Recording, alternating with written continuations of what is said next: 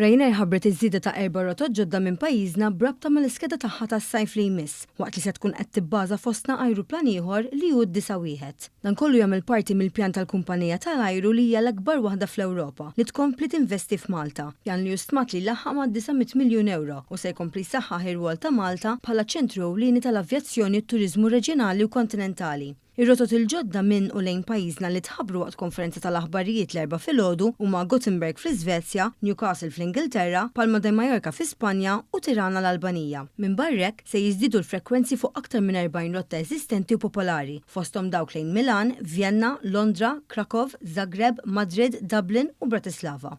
Skont il-kumpanija l-iskeda l-ġdida mistennija twassal għal żieda ta' 20% fit-traffiku ta' passiġġieri lejn pajjiżna. Biħsieb li din is-sena ġor ma' 6 miljun passiġġier. L-operat stisi sostni aktar minn 4700 impjieg f'pajjiżna, waqt li joħroq 30 impjieg ġdid għal bdoti u membri tal-cabin crew. Il-kap eżekuttiv ta' Ryanair Michael O'Leary tenna li dan l-iżvilupp jikkonferma l-impenn fit-tul tal-kumpanija f'Malta waqt iżjed investimenti oħra riċenti bħal ftuħ ta' hangar moderna għal manutenzjoni u tkabbir tal-uffiċċju ewlieni ta' ħaf tal-pjetà. Well, I think the Maltese government have been very forward-looking. You know, when they first supported Ryanair opening up Malta Air here about a decade ago, we never thought it would grow to carrying 6 million passengers a year.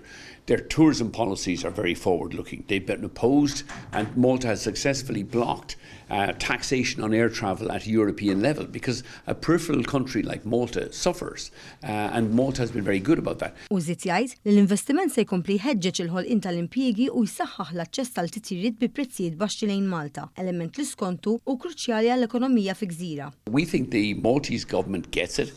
They have been very supportive. I think they will continue to be very supportive, and we are responding by equally investing very heavily here in Malta.